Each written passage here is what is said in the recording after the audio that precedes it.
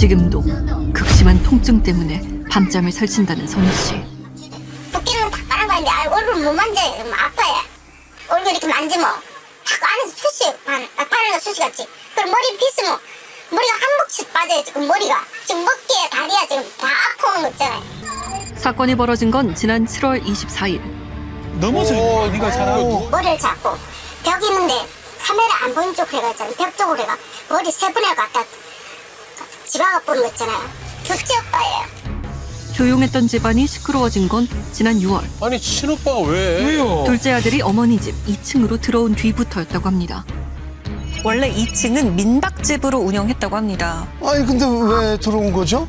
자기가 이 집에 온 이유는 어머니를 자기가 모시고 싶어서 왔다는 거야. 에? 그리고 형제들을 불러 어머니 집에 대해 언급을 했다는데요. 이쯤어 엄마 끝까지 다 모신다고 얘기하다지. 2천만 원 나한테 준다 했어. 우리 보고 재산 대신 탕좀 내지 마고 내 구슬을 신도. 아니 엄마는 살아 계시잖아. 살아 계시는데 돈이 왜 나와? 2천만 원하고 떨어지라 소리가. 그게 할 소리가. 그러니까요. 집 명의를 본인 앞으로 하고 어머니를 모시겠다고 한 겁니다. 그런데 어머니는 둘째 아들과 함께 사는 걸 원치 않았답니다. 엄마가 계속 날 불러요. 불러가 갔는데 엄마가 저 인간 좀 나가게 해라. 좀 부탁해라. 오빠 좀 나가란다. 나가. 어때서 나가라. 근데 자기는 죽어도 못 나간대요.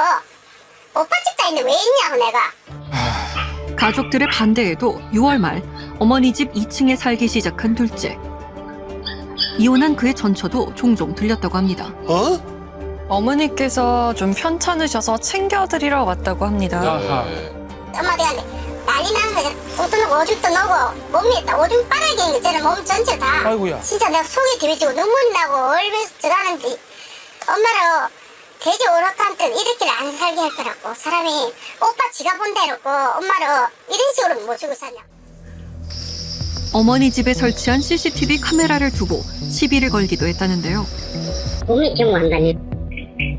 네, 가만히 한다니. 카메라에다가 대고. 엄마 혼자 계시면 혹시나 유머하는 거 있잖아요. 또 카메라를 보고 엄마 뭐 있으면 카메라 보고 손을 해라. 말로 못하게 했으면 카메라 손을 대면 내가 눈치채고 없게 이럴 거냐. 손을 이렇게 흔들면은 카메라가 자동으로 인식을 한다고. 휴대폰으로 뿅뿅 울려요. 카메라 달라는 게 문제가 있는 거예요. 카메라 달라니까 자꾸 지 마음대로 뭘 못하겠는 거예요. 어머니의 건강이 급격히 나빠진 건 지난해 12월 사고 이후였다고 합니다. 계단 앞에서 넘어지셔가지고 고관절 뼈가 부러졌대. 당시 어머니 집 근처에 있던 둘째 전처가 병원으로 모셨는데 잠시 후 병원에서 가족을 급히 찾는 전화가 왔다고 합니다. 그렇지 내가 잡아놨는데 한 5분 딴 데가 사라지고 없게 돼요. 사람이. 예? 환자는 지금 급하게 피를 올린다고 정신도 없는데 사람이 없잖아요. 우리한테 연락이 왔어요. 피를 계속 올리내고 밑에 피 흘러내고 해야 돼. 가망이 없어. 아니 보호자로 간 건데 사라졌다고요? 어딜 간 걸까요? 하는 소리가 엄마 옷 가지러 집에 갔다네요. 자기 신랑이라 회사에서 낮 시간에 밥을 해야 하는 것 때문에 밥을 차려줘야 하는 것 때문에 갔다. 그 이야기하는 거죠. 응급 환자를 혼자 두고 가는 건 아니죠. 급히 큰 병원으로 옮겨 수술을 받은 어머니. 다행히 의식은 되찾았지만 호전되는데 오래 걸려 3개월 동안 입원 치료를 받았다는데요. 그런데 엄마가 연락이 안 돼요. 걱정돼요. 또 전화를 했는데 나중에 전화를 받아요. 엄마가 엄마 지금 뭐래야 나 물어봤어요. 그런데 여가 있대요. 뭐 대출 뭐를 이야기해요. 갑자기 그 여기 마누라는 여자가 전처가 여자가 전화를 팍 뺏어보지만 전화가 당신들 대출해주면 법적으로 해가 가만히 있을 거라고. 그 다음날 엄마가 그런 거 있잖아. 나보고 내가 대출로 내가 할락했는 거 걔가 같이 가재가 탈락했다. 저는 저거 장모님 보는 게 목적이 아니라는 얘기죠. 의도가 있으니까 장모님 뭐 어떻게 대선말도 자기 신경 안 쓰는 거예요. 카메라 달려서 목적도 못 이루죠. 그러니까 막 자기들은 짜증나는 게 둘다다. 장모님 갖다 협박을 하고 자꾸 저렇게 하더라고 보니까. 하루는 어머니에게 응급 상황이 벌어졌다는데요. 엄마 얼굴을 봤는데 숨을 못 쉬는 거 있잖아요. 헉헉거리면서 숨을 못 쉬겠다고. 엄마 왜 그러는데? 이러는데 그러니까 밤새로 나한테 어쨌는 거 하나라는 거 있잖아요. 밤새로 아버지 죽었다고. 이 집은 내 집인데 나가가 죽으라고. 에? 잠도 잘나간 잠도 못 지고 밤새로 그렇게 했다는 거 있잖아요. 그리고 큰아들은 엄마 119 불렀다. 할머니 손 씻고 가자라. 7월 13일 당일 CCTV를 확인해 봤습니다. 아버지도 가야지. 오지 마도. 아버지도 가야지. 오지 마도. 아니, 이거. 근데 왜 이렇게 힘을 사람 찍고 있어? 일단은, 그 소리 말고, 가서 아버지 밑에. 밤새 계속됐던 둘째 폭언. 아침 6시가 되도록 그런 거네요. 참나. 아이고야. 더 이상 어머니를 둘째와 지내시게 할 수 없었답니다. 엄마, 여기서 맞다 죽을 거 아네. 거기 나가있고, 엄마 진짜 동이 엄마 이놈을 내가 쫓겨냈던 거, 내가 무슨 해도 할게. 엄마 며칠만 요양아 있어라. 내가 엄마를 모실게. 엄마 자식이 엄마를 안 버린다. 절대 안 버린다. 그래 엄마도 그래서 울고 나도 울고 눈물 그래서 나도 막 아. 당장은 형편이 안 돼서 잠시 요양원으로 모셨다고 합니다. 예. 아. 사실 어머니는 둘째 아들을 무서워했다고 합니다. 엄마하고 같이 앉아가 이야기를 해보면 오빠 이야기를 딱 꺼내잖아요. 겁을 내고 하는 소리가 저 인간 우리 집 평생 안 오시면 안 좋겠냐고 전화 오가지고 엄마가 살려달라는 소리. 아래채 다 부러지고 위채 부러지고 하고는 다 부러져 있고 엄마는 주저앉아가 있는 상태다. 엄마 집에 집을 지명이를 해드렸대요. 집을. 근데 엄마가 못 준다. 이 집은 내 집인데 왜 이한테 주냐 아래가. 그런데 엄마 집에 살림살이로 다 착살냈거든. 그의 화는 왜 극단적인 상황으로 치닫는 걸까? 살상이 이루어질 수도 있는 아주 심각한 위협이라고 생각을 합니다. 가만히 있다가 갑자기 분노가 끓어오르면서 아주 격렬한 공격성을 나타내는 이런 경우라고 볼 수가 있는데요. 오히려 충동적인 사람일수록 방금 눈에 보이는 도구를 잡고 그걸로 이제 공격성을 이제 보이게 되는데, 만약에 마침 눈에 보였던 게 칼이었다라면은 정말 이게 살인 사건으로도 커질 수 있었던 문제였다라고 생각합니다. 아이고, 참. 둘째 아들의 입장은 어떨까? 씨, 안녕하세요. 잠깐 말씀 좀 할 수 있을까요? 깜빡 왔는데 그래서 이모인 데 있는데 그러니까 할 때면서 줄이 다 터졌으면 되지. 이 안에 다 터지가. 그런데 많이 맞은 거 나도 많이 맞았습니다. 억울한 게 또 있답니다. 어머니 집에 들어오지 못하게 형제들이 열쇠를 잠가놓기도 했다는데요. 집이 앞에 문 잠가놓고 갔어요. 열쇠. 여기 집을. 예, 이쪽으로 입고 있지. 예. 문 닫았지. 경찰 입회에 갔습니다. 사람 일 봤습니다. 이제 완전 돌아봅니다. 그는 형제들이 어머니 집을 노리고 이런 일을 벌였다고 주장합니다. 집을 즉 팔아야 되는데 엄마 보씨가 집기 나나가야 되는데 지금 내가 살고 있지. 문 잠그고 가고 집에 못 들어가도록 하는 거는 내가 이제 살기 때문에 집을 못 팔기 때문에 그런 거 아닙니까? 동영상 다 몰아봐서 지금만 죽어가는데 병원비 달라니까 형제들 병원비 아무도 안 줬어요. 10일짜리 줬는지가 확인해 해봤어. 그거 다 재능이 있으니까 그 혼자 다 됐습니다. 그동안 어머니 병원비를 혼자 감당했다는 거네요. 이게 좀 많습니다. 그동안 둘째가 결제했다는 진료비 영수증을 보여줬는데요. 이거 거의 얼마나 돼요? 한 3, 4천 낼 거예요. 혼자 다 네, 분담하시고. 혼자 다 했어요. 형제들은 사실이 아니라고 말합니다. 에? 병원비도 엄마가 아버지 돌아가시고 저희 애기가 신용카드였었거든. 그 당시는 입원했는 것도 몇 번 있어 많아요. 병원 저도 입원한 적이 있거든요. 그 제가 병원비 카드로 다 했거든요. 본인이 모든 걸 결제했다. 다른 애들은 한 명도 하지 않았다는. 아니에요. 저도 없고 자기도 했을 거예요. 안 했다고 말 못해요. 했어요. 잠시만요. 딸이 결제한 병원비 내역을 확인해 줬는데요. 둘째가 자신이 결제한 거라며 보여줬던 진료비 영수증과 일치합니다. 어이? 병원 이름하고 납부 금액이 똑같네요. 아하. 둘째가 제작진에게 보여준 영수증들을 일일이 확인해 본 결과 다른 형제들이 결제한 내역들이 상당했습니다. 근데 그 영수증들을 둘째가 어떻게 가지고 있는 겁니까? 그러니까요. 30일 저한테 오셨어. 부부끼리 같이 오셨어. 전체 다 뽑아달라 해서 앞에 앉아 계세요. 제가 꼭 불러드리겠다. 한 이만큼 됐어요. 아니 많이. 네, 그래가지고 그걸 받아가셨어요.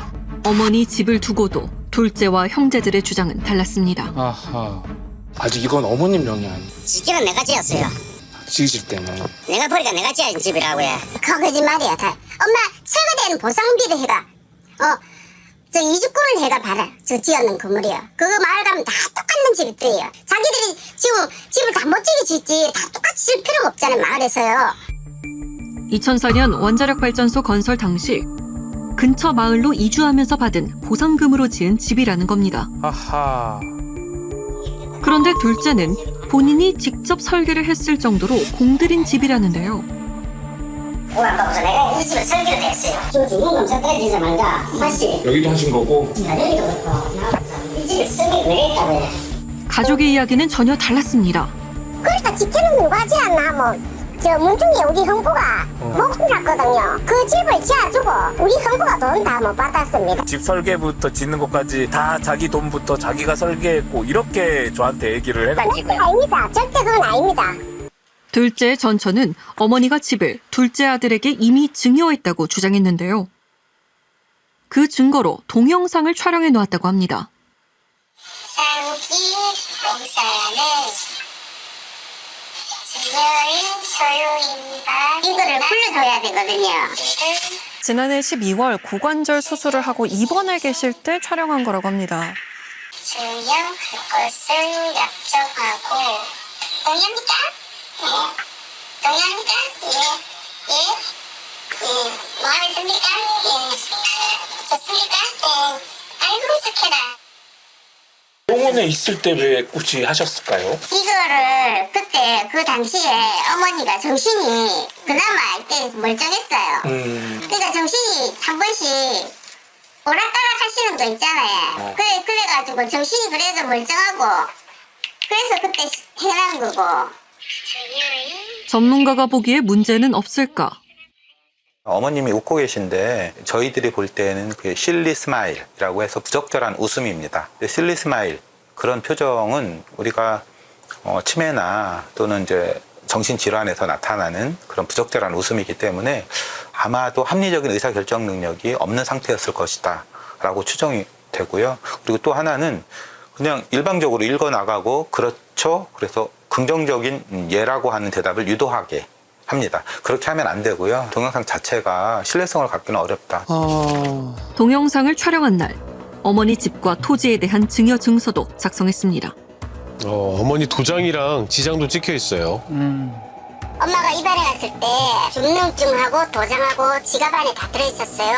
내놔야 했는데 안 내놨어요. 그 중력증 이런 건 몽창 자기한테 갖고 있으면서 모든 걸 자기 마음대로 캐어럴 수 있는 보험도 5개인가 들었다가 5개나 들은 걸 요번에 다 금융감독을 해가지고 다 밝혀냈어요.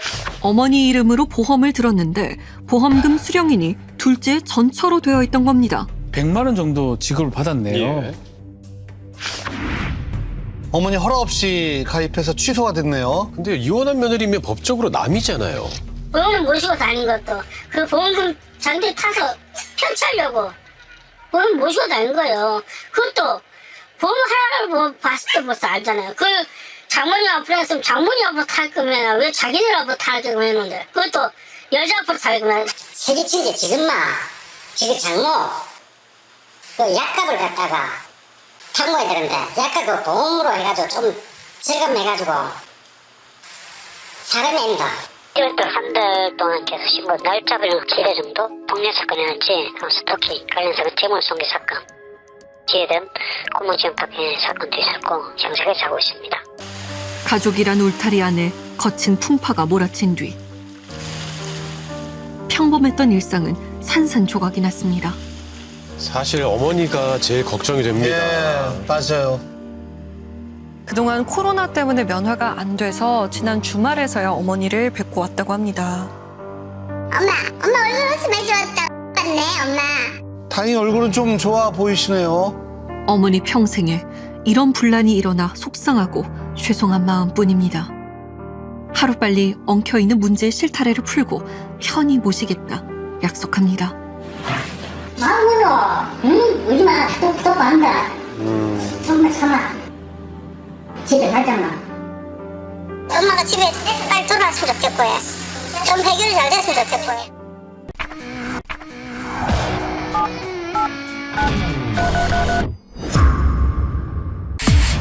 올해도 어김없이 봄은 찾아왔지만 마을은 여전히 그날의 충격으로부터 벗어나지 못하고 있었습니다. 119차가 오고 난리였다가 마을에서 그런 사건이 있게 너무 부끄러울 정도라니까. 겁나 좋아하게 만들어보면 만든 거 아주 이때도 내가 그거 어떻게 살았는지 왜 갑자기 같던 이웃지간에 벌어진 참극. 우리는 고인의 가족을 찾았습니다. 이 집은 고인과 아내가 귀촌을 위해 마련한 보금자리였습니다. 여기는 연고가 없어요. 우리는요. 그냥 우리 아저씨가 바닷가를 원래 좋아해요. 총각 때부터. 그래서 나이 먹으면 바닷가 있는 데 가서 한다고 거기다 해갖고 이제 집을 지었는데, 결혼 후 한평생 가족을 위해 살아왔던 삶. 노부부는 은퇴 후 자연과 맞닿은 이곳에서 인생 2막을 시작했습니다. 이방인이었던 노부부를 누구보다 반갑게 맞아줬던 건 바로 옆집 이웃이었다 합니다. 엄청 친했어요. 뭐든지 있으면 다 나눠 먹고. 우리는 타양이잖아요. 그럼 그거는 엄마가 원래 본토백이. 그래서 좋게 살라고 그렇게 몇 년을 진짜 친하게 살았어요. 그런데 가족 같던 그 이웃에게 남편을 잃고 말았다는 아내 정심 씨. 사건은 노부부가 살던 집 앞마당에서 벌어졌습니다. 여기에. 어디요? 여기요. 아, 거기. 여기서 이러고 있다가 여기서 주먹을 쥐고 날라버리니까 이렇게 올라갔어요. 근데 요만치 올라갔는데 여기서 앞에 와서 때려보니까 열이 딱 넘어져 버린 거죠. 순식간에 벌어진 사건.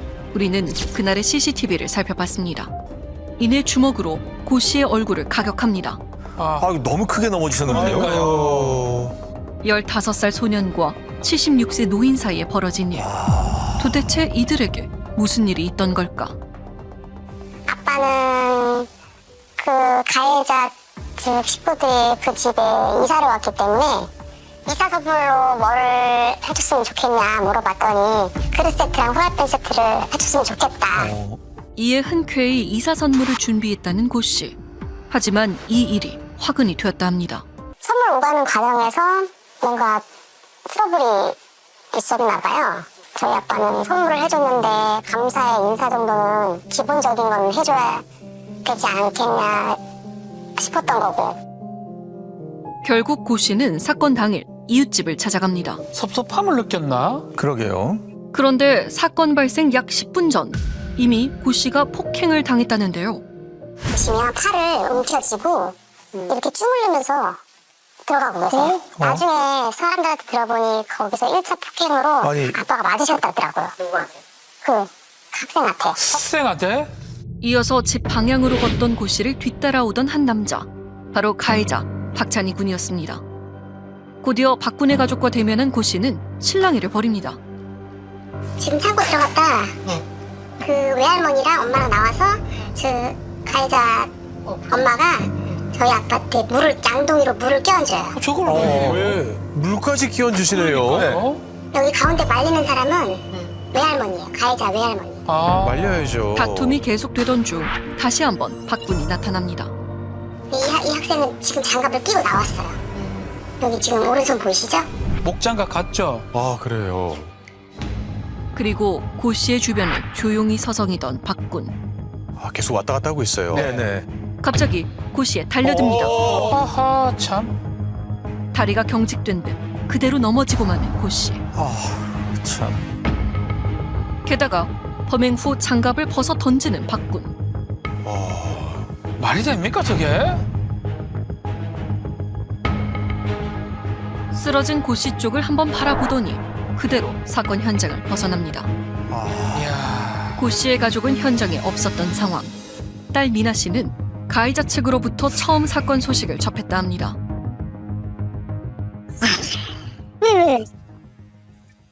지금 삼촌이 내려왔는데 이제 한 대 때려버렸는데 몸싸움하다가 뭔 사람 했는지 모르겠어요. 지금 정신을 못 차리시고 계속 아유 이러고 계시니까. 아이고, 참. 가해자 측의 신고로 급히 현장에 출동했던 구급대원. 하지만 고 씨의 상태는 심각했습니다. 움직임이 없으신데요. 네. 급히 인근 응급센터로 이송돼 나흘간 집중 치료를 받았지만 고 씨는 끝내 눈을 뜨지 못했습니다. 하하. 사인은 두개골 골절로 인한 경막하 뇌출혈. 넘어질 때 바닥에 머리를 크게 부딪혔기 때문이었습니다. 이게 무슨 일입니까? 얘기도 안 하고 사과도 안 하고 그런데 아무리 어떤 이유가 있건 간에 이렇게 때려 죽일 만큼 저희 아빠가 잘못을 했을까요? 그건 아니라고 보거든요. 예고 없이 찾아온 아버지의 죽음. 유족이 더욱 참을 수 없는 건 사건 이후 가해자들이 보인 태도라 합니다. 이 죄명도 상해 폭행치사가 아닌 살인죄로 변경이 돼야 된다고 생각해요. 장갑을 끼고 나와서 언제 때릴까 배회를 하고 쓰러져 있는 사람 앞에서 가만히 쳐다보고만 있고 병원 한번 찾아오지 않고 장례식 한번 찾아오지 않은 사과 한마디 없는 그 아이 행동이 도대체 정상적인 행동은 아니라고 보거든요. 박군은 범행 후 아무런 구호 조치도 보이지 않았습니다. 이야. 자신의 가족들이 모두 충격에 빠진 사이 그저 본인 주먹만을 살피던 박군. 아, 그러네요.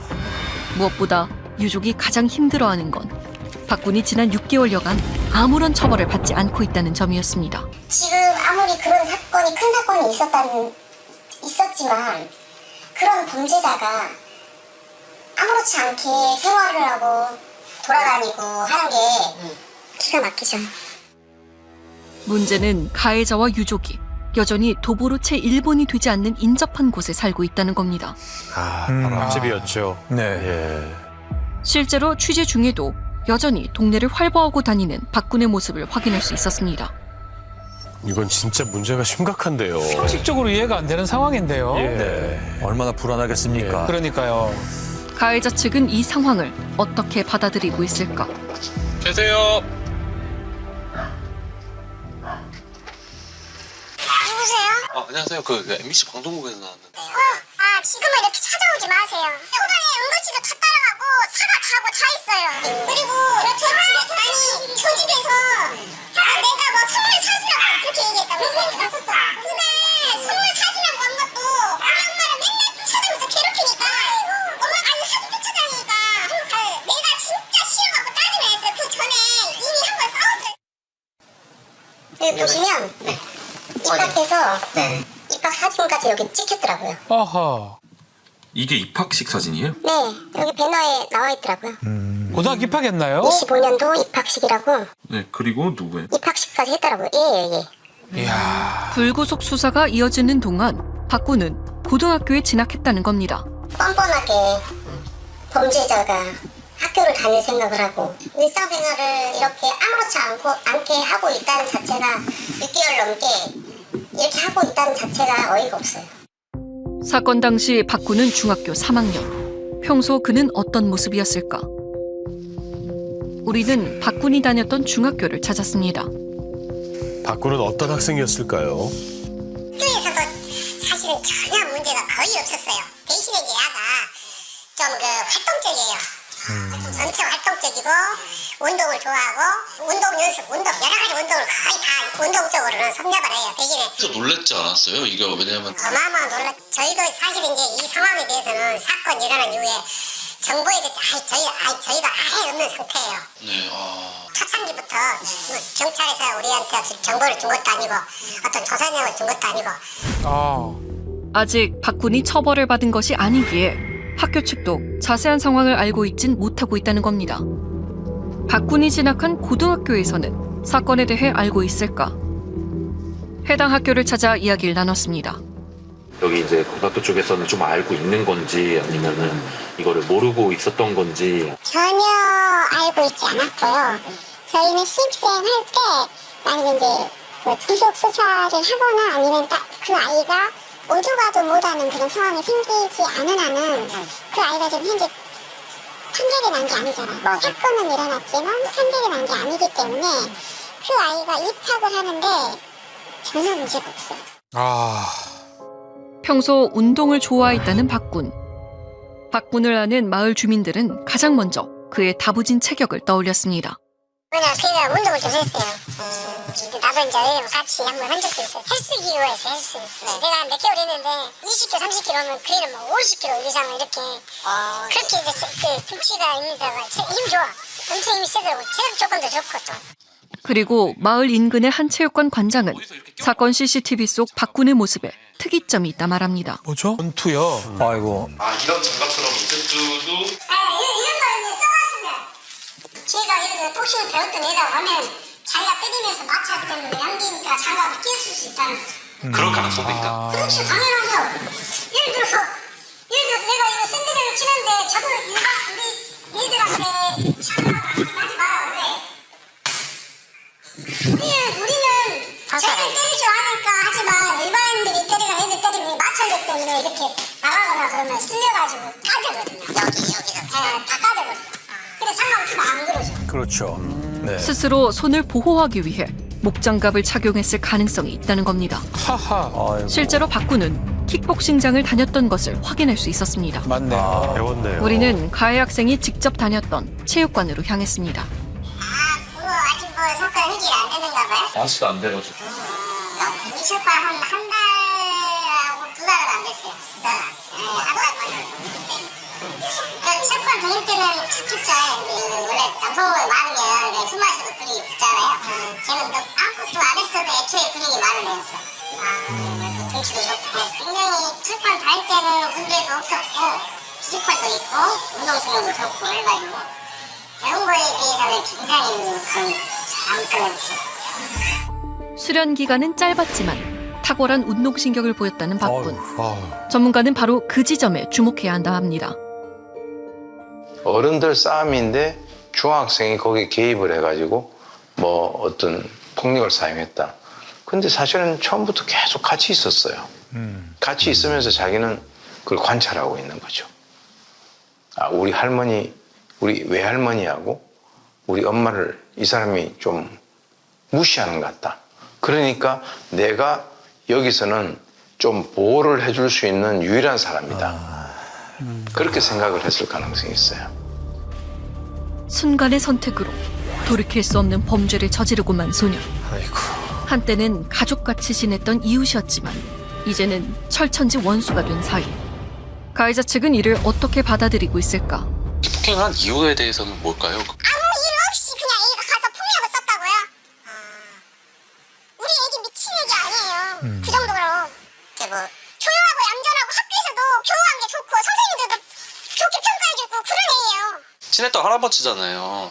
이런 부분 아니 그렇게 얘기하지 마세요. 안 친했어요? 저희 부모님이랑 친한 거지 저희랑 친한 게 아니잖아요. 그러면 이거에 대해서 좀 미안한 감정은 있어요, 친구는? 죄송한 거 아니에요? 딸에서 저희도 왜 그런지 모르겠어요. 왜 저렇게까지 하시는지. 아니 사비가 필요하시면 사비를 하게끔 이렇게 뭐 만나고 뭐 해야 되는데 그럼 만나야 되는 거죠.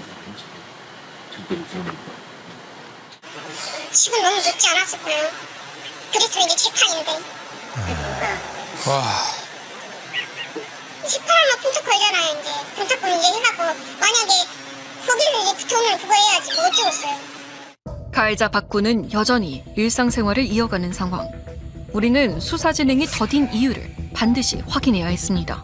보강 조사를 좀 추가로 하고 검찰 보안 내가서 그것도 뭐 추가로 했고요. 부검 결과가 해신이 안 오니까 해신 오면 같이 보내라고요.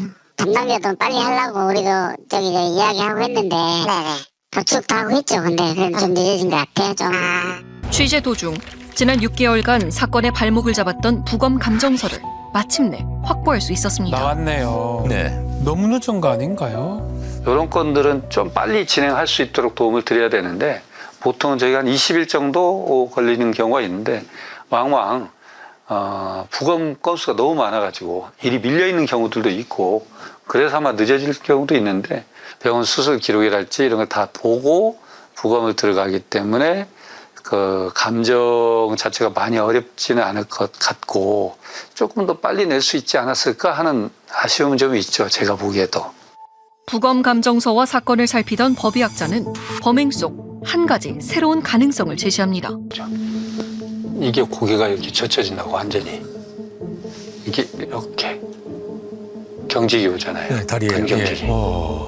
지금 저도 이렇게 폭행 장면을 보면 순간적 가격 이후에 굉장히 경직돼 뻣뻣한 상태로 넘어지거든요.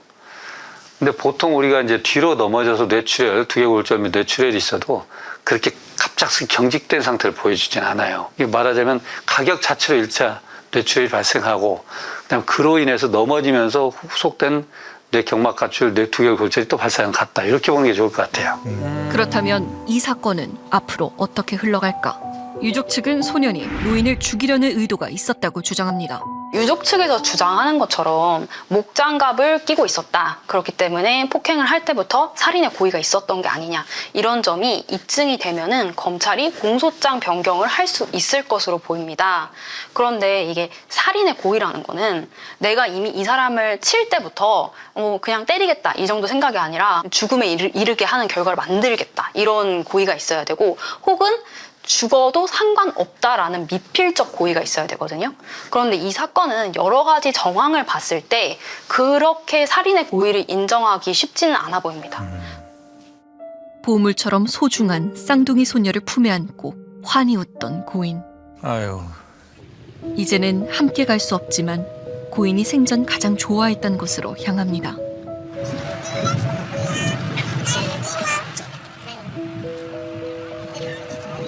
할아버지랑 갔었는데 물고기나 본데. 아, 다 기억하고 할아버지랑 있어요. 이제 물고기 잡은 데 가는 거예요? 할아버지와 함께했던 추억을 따라 익숙한 바닷길을 걷는 손녀딸들.